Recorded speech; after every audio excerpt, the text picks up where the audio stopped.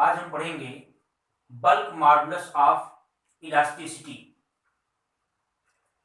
हमने पढ़ा था कि एक नॉर्मल स्ट्रेस होता है। नॉर्मल स्ट्रेस क्या होता है? ऐसा स्ट्रेस जिसके कारण कोई ऑब्जेक्ट का साइज चेंज हो जाए, वॉल्यूम चेंज हो जाए, लेकिन उसके शेप में कोई चेंज न हो, उसको हम क्या कहते हैं? नॉर्मल स्ट्रेस कहते हैं। जैसे एग्जांपल लें, अगर मान लो कोई बॉल है,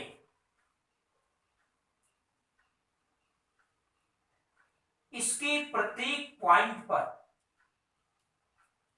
अगर बाहर से आप एक फोर्स लगाएं हर एक पॉइंट पर और सरफेस के परपेंडिकुलर,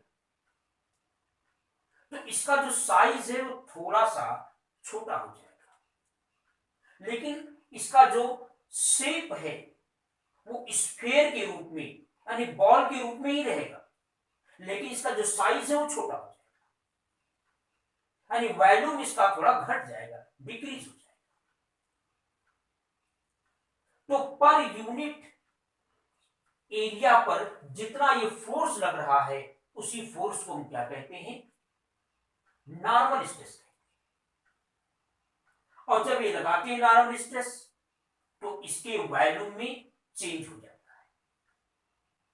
तो नॉर्मल स्ट्रेस और वॉल्यूमेट्रिक स्ट्रेन, वॉल्यूमेट्रिक स्ट्रेन का मतलब, जैसे एग्जांपल लें कि इसका पहले का जो वॉल्यूम है वो मान लो 10 मीटर क्यूब था।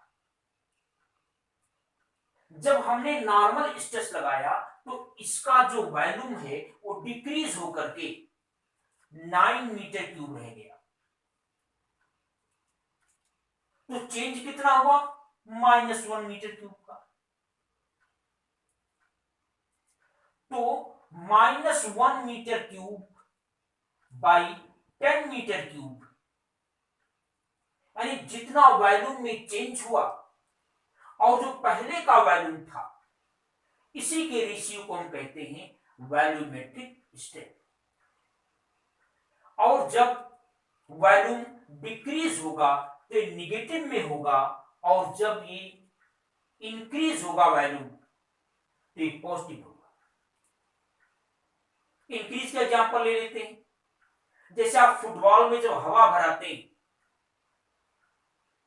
तो आप देखें उसका वॉल्यूम बढ़ता है।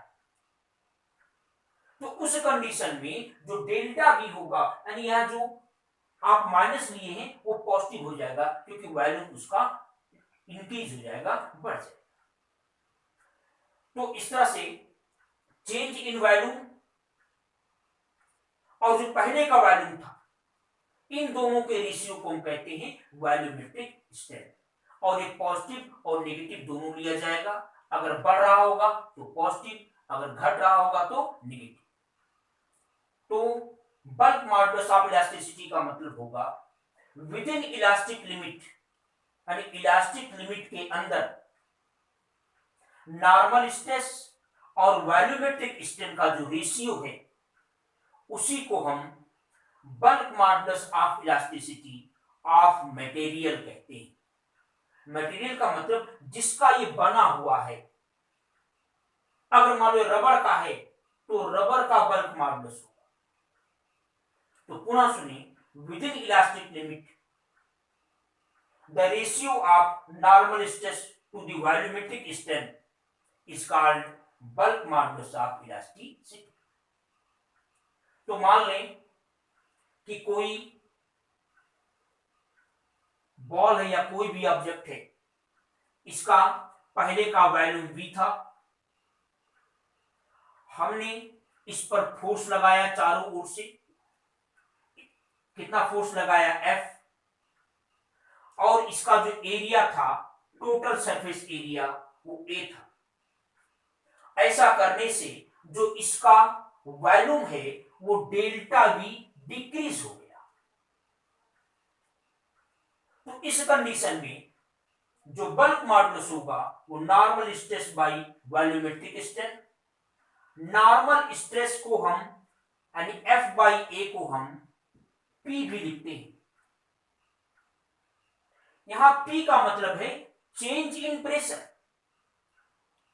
क्योंकि देखें हमको पता है कि F by A is equal to P होता है, F by A equal to pressure होता है, हमने पहले पढ़ा है, ये एफ बाई ए है।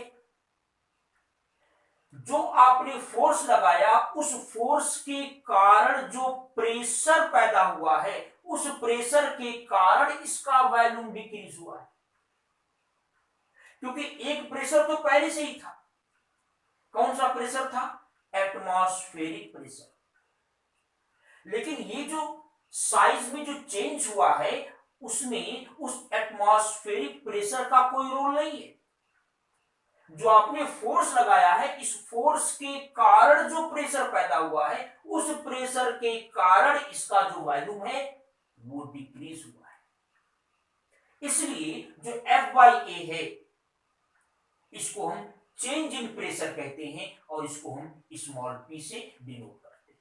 तो यहां जो नॉर्मल स्ट्रेस है जिसको हम एफ बाई ए कह सकते हैं, उसके स्थान पर हम क्या लिखते हैं? पी।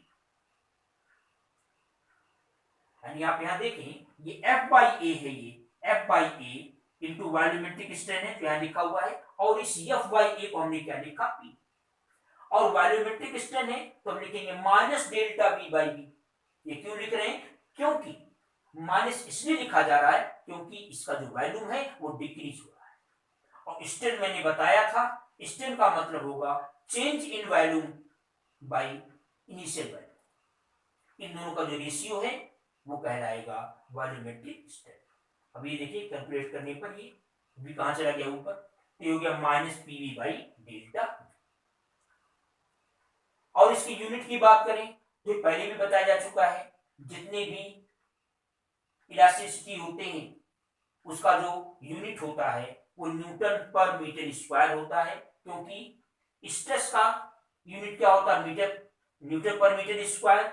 और स्ट्रेन का कोई यूनिट नहीं होता, ये डायमेंशन लेस होता है, इसलिए बल्क मॉडुलस का भी जो यूनिट होगा वो न्यूटन पर मीटर स्क्वायर ही होगा। अब देखें कंप्रेसिबिलिटी भी देख रहे साथ में आप। कंप्रेसिबिलिटी क्या होती?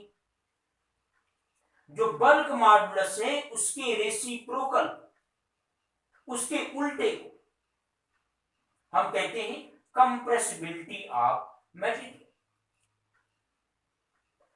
कंप्रेसिबिलिटी को हम C से डिनोट करते हैं। C इज इक्वल टू होता है 1 बाई बी, मतलब बल्क मॉडुलस। इसका जो यूनिट होगा, अभी हमने पढ़ा है कि B का यूनिट क्या था? न्यूटन पर मीटर स्क्वायर। इसमें जो कंप्रेसिबिलिटी का यूनिट होगा वो क्या हो जाएगा? मीटर स्क्वायर पर मीटर। तो इसका डेफिनेशन यही होगा, the reciprocal of bulk modulus of elasticity is called compressibility of the material. तो इसके बाद का जो रीडिंग है मॉडुलस ऑफ रिजिडिटी वो आप नेक्स्ट वीडियो में देखेंगे।